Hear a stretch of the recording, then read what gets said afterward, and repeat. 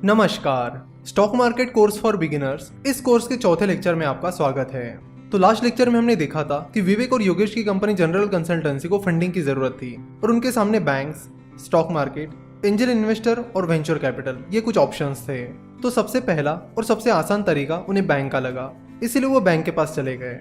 जैसे ही उन्होंने बैंक के ब्रांच मैनेजर से बिजनेस लोन से रिलेटेड बात की तो उस ब्रांच मैनेजर ने उन्हें बताया कि वो बैंक विवेक और योगेश की कंपनी जनरल कंसल्टेंसी को लोन नहीं दे सकती क्योंकि कंपनी के पास उतने कोलैटरल नहीं है, यानी जनरल कंसल्टेंसी के पास सफिशिएंट कोलैटरल नहीं है, यानी गिरवी रखने के लिए सफिशिएंट एसेट्स नहीं है और उनकी कंपनी का वैल्यूएशन भी सफिशिएंट नहीं है, जिसकी वजह से बैंक उन्हें लोन नहीं दे सकती। बैंक एंजल इन्वेस्टर्स की तरह आइडिया और फ्यूचर ग्रोथ के बेसिस पर लोन नहीं देती है। बैंक बड़े लोन्स कोलैटरल के बेसिस पर देती है। तो बैंक का ऑप्शन विवेक और योगेश के लिए लगभग बंद ही हो गया। कुछ टाइम पहले गवर्नमेंट ने मुद्रा स्कीम लॉन्च की थी। तो मुद्रा लोन के तहत छोटे बिजनेसेस को 10 लाख रुपए तक का लोन बिना कोलैटरल के मिल जाता है, यानी बिना कुछ गिरवी रखे हुए मिल जाता है। लेकिन विवेक और योगेश के लिए ये अमाउंट सफिशिएंट नहीं थी। फिर उनके पास 3 ऑप्शंस थे, एंजल इन्वेस्टर्स, वेंचर कैपिटल्स और स्टॉक मार्केट। अगर स्टॉक मार्केट की बात की जाए तो early stage startups stock market से पैसा नहीं उठा सकते। जिन कंपनीज का प्रूवन ट्रैक रिकॉर्ड है, पिछले कुछ सालों में अच्छा खासा बिजनेस परफॉर्मेंस है, वही कंपनी स्टॉक मार्केट से पैसा रेज कर सकती है। विवेक और योगेश की कंपनी जनरल कंसल्टेंसी एक बहुत ही नई कंपनी थी। वैसे भी स्टॉक मार्केट के जरिए पैसा उठाने की प्रोसेस थोड़ी लंबी और एक्सपेंसिव होती है। जिस कंपनी को स्टॉक मार्केट से पैसा उठाना है उसे पहले इन्वेस्टमेंट बैंक्स को हायर करना होता है, फिर DRHP that is draft red herring prospectus बनाना होता है और उसे SEBI that is securities and exchange board of India जो कि कैपिटल मार्केट का रेगुलेटर है उसे सबमिट करना होता है और फिर आगे ये प्रोसेस चलती रहती है। इस प्रोसेस के बारे में भी हम किसी एक लेक्चर में डिटेल में बात करेंगे।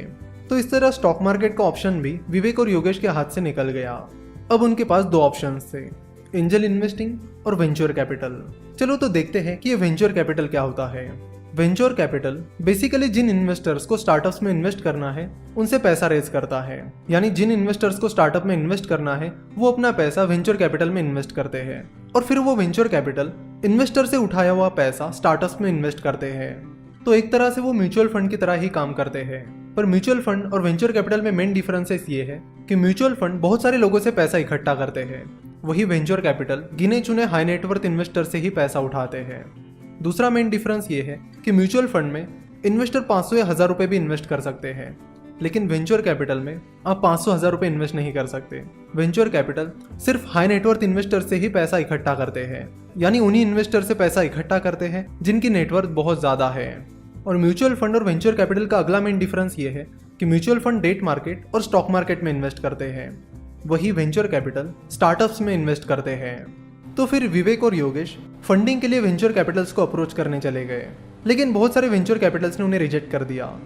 बहुत सारे रिजेक्शंस के बाद उन्हें पता चला कि वेंचर कैपिटल्स बहुत ही अर्ली स्टेज स्टार्टअप्स में रेयरली इन्वेस्ट करते हैं।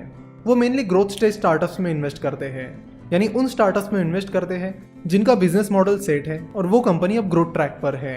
विवेक और योगेश की कंपनी अभी तो बहुत ही स्टार्टिंग फेज में थी, ना तो उनका बिजनेस मॉडल सेट था ना ही वो ग्रोथ ट्रैक पर थे, वो तो बस अपने बहुत ही शुरुआती दौर में थे। तो फिर अगला ऑप्शन उनके पास जो था वो था एंजल इन्वेस्टिंग, यानी एंजल इन्वेस्टर्स को अप्रोच करना। एंजल इन्वेस्टर एक इंडिविजुअल होता है जो स्टार्टअप्स में इन्वेस्ट करता है।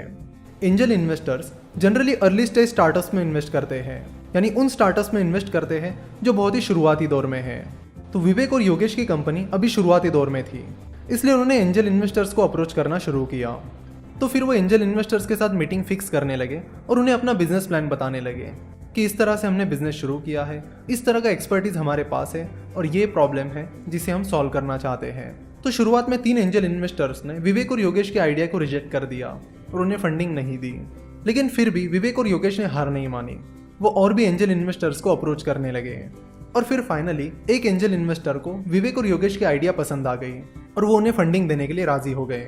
मान लेते कि उस एंजल इन्वेस्टर का नाम रोहन पटेल है। तो मिस्टर रोहन पटेल से विवेक और योगेश की कंपनी जनरल कंसल्टेंसी को 2 करोड़ की फंडिंग मिल गई। तो इस तरह जनरल कंसल्टेंसी को पहली फंडिंग मिल गई। इस फंडिंग की मदद से विवेक और योगेश अपना बिजनेस आगे बढ़ाने लगे, जिसके चलते जनरल कंसल्टेंसी का रेवेन्यू बढ़ने लगा और कंपनी अच्छा परफॉर्म करने लगी। ना सारी चीज़ें अच्छे से चलने लगी, जिसके चलते विवेक और योगेश को लगा कि उन्हें और फंडिंग उठानी चाहिए ताकि वो अपने बिजनेस को और ज़्यादा तेज़ी से बढ़ा सके। तो इस तरह विवेक और योगेश का बिजनेस अब ग्रोथ ट्रैक पर आ गया था। तो अब आपको बताना है कि विवेक और योगेश नेक्स्ट फंडिंग कहाँ से उठाएंगे, बैंक से, स्टॉक मार्केट से या वेंचर कैपिटल से। तो नेक्स्ट पार्ट में हम इस स्टोरी को आगे कंटिन्यू करेंगे। आशा करता हूँ कि आपको आज का ये लेक्चर पसंद आया होगा। हमसे जुड़े रहने के लिए आप हमें फेसबुक, ट्विटर और इंस्टाग्राम पर फॉलो कर सकते हो। साथ ही आप हमारी वेबसाइट www.finnovations.com भी विजिट कर सकते हो। आज का ये वीडियो देखने के लिए और हमारे साथ जुड़े रहने के लिए आपका बहुत बहुत धन्यवाद।